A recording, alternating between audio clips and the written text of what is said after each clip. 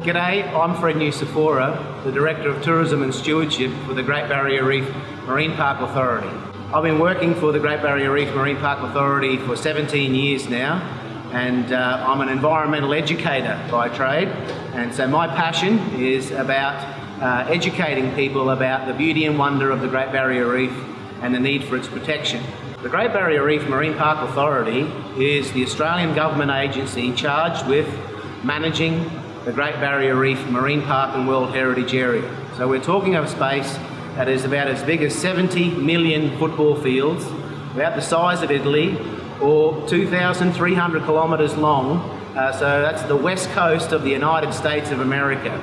The Great Barrier Reef over the last couple of years has experienced significant pressures from global climate change. In 2016 and 2017 we saw back-to-back coral bleaching events create significant pressure on the Great Barrier Reef. So certainly those back-to-back bleaching events and the cumulative impacts flowing on from those events, like some coral disease and also things such as crown of thorns starfish and cyclones and the flooding that goes with cyclones, are all putting pressure on the reef as we see it today. My name is Gareth Phillips, originally South African born, moved to Cairns, Australia in 2008, following my love of the ocean, come to spend my life on the Great Barrier Reef. I took over Reef Teach in 2010. Reef Teach was born out of demand from people wanting to know more and more about the Great Barrier Reef. So a group of us as marine biologists got together and decided, let's share our knowledge, what we know about the ecosystem, so that when people go visit it and experience it, they actually understand it more, enjoy it more, and we find if they understand it and enjoy it more, every time they use it, whether it's snorkeling, diving, even fishing, they're more responsible with it. So it's that's where our motto comes in, with learning comes appreciation.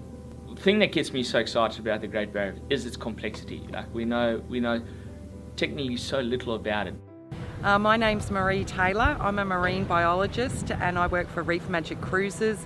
My position is Reef Community Education Coordinator. So I've been working as a marine biologist in the education field for about 18 years now on the Great Barrier Reef. We believe in innovation and we believe in being inclusive. So what we do is we work in a combination of science and culture with marine biologists and Indigenous rangers, teaching the children about the Great Barrier Reef. And what we do is we look at the social, the cultural, the economical and the connections of the environment to our community and how we are an extension of the Great Barrier Reef. So my name is Russell Hosp. I'm the Environmental Sustainability Manager for Passions of Paradise.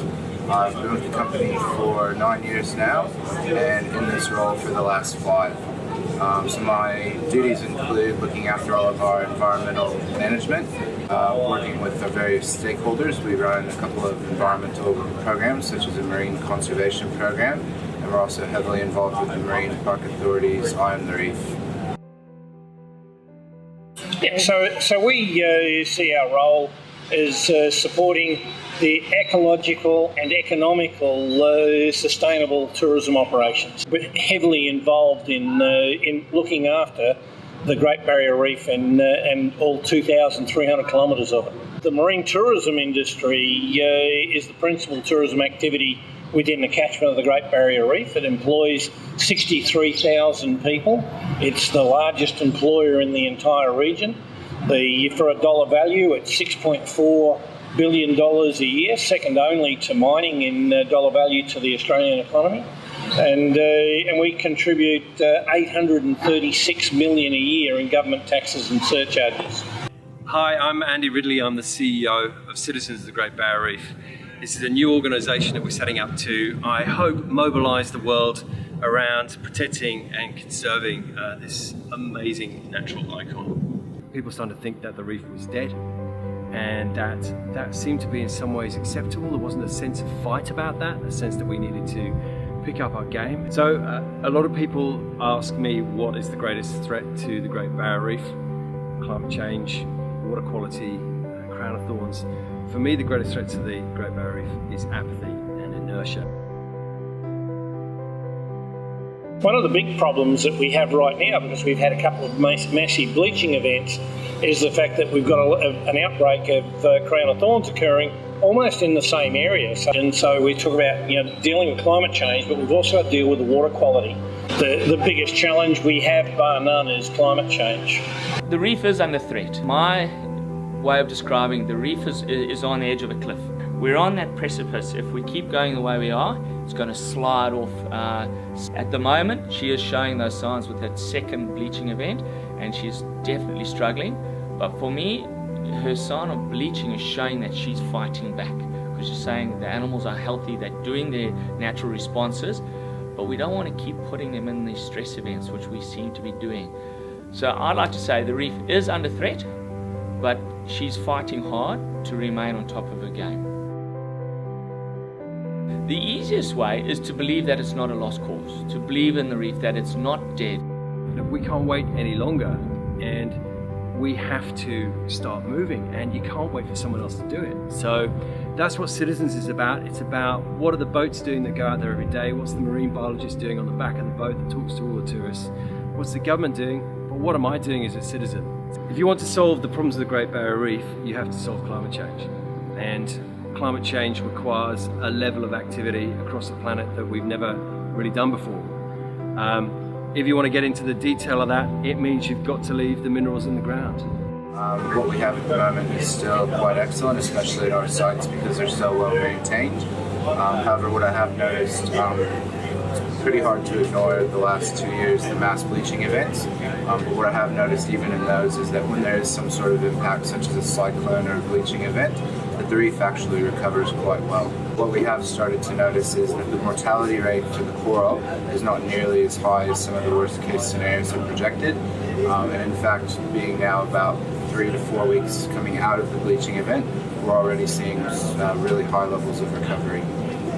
On the good news side is that over the last 5 years, the Australian Institute of Marine Science put a paper out last year that revealed the fact that we had a 9.5% increase in live coral cover over that 5-year period. But in the last 2 years of that, we've seen a 10% loss. So we're back to where we were 5 years ago. Still magnificent coral off Cairns, still well worth being out here having a look at it. And I think we've got a while to go before we need to stand around and wring our hands. But at the same time, we don't have time to procrastinate. We need to be starting to do good actions right now. Everyone, no matter where you are on our planet, can do your little bit to help the Great Barrier Reef and provide for its sustainable future. Small actions that you take both in your home and in your businesses, such as reducing your carbon footprint. When you leave at the day, make sure those lights go off. Ensure you set your air conditioners or heaters at the appropriate temperatures. Consider renewable energy sources. All of those little things, if we all act together, can make a very big difference, not only for your local environment, but also the Great Barrier Reef. But the best thing that people can do is just make their voices heard. Politicians are really good at listening to public opinion. So if the public opinion has this massive shift, this outcry to preserve the reef, then programs that will curb climate change, help promote environmental sustainability, those issues will come to the forefront. If people want the reef to be protected, it will get protected. But the big thing I'd say is come visit it. People visiting and seeing it and experiencing it will create more advocates, plus it'll raise dollars that will help protect it in the future. One of the first things I would suggest is come to the Cairns region. The Great Barrier Reef is amazing. To actually hop on the reef and experience for yourself, you might get the understanding that the reef is so iconic to Australia and it's known globally as an Australian icon. And when you come to our region, you're supporting local operators, you're supporting local tourism, down to the cafes, the tourism shops and the restaurants, and it's part of who we are. What would I say to people considering a trip to the reef? Come see it. We live it every day. The reef is in excellent shape. We're open for business, and it's something that will really change your life. It's the kind of thing that you can see it on TV, but once you see it in real life, up in your face, it's just a life-changing experience.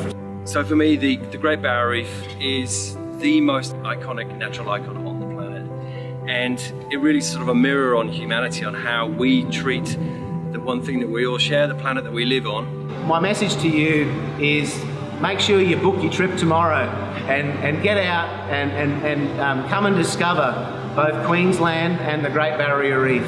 The experience is available for all levels of competence and skill, both in snorkeler and diver, are there for you to come and discover and enjoy. So please bring your friends and bring your families and come and see the beautiful Great Barrier Reef.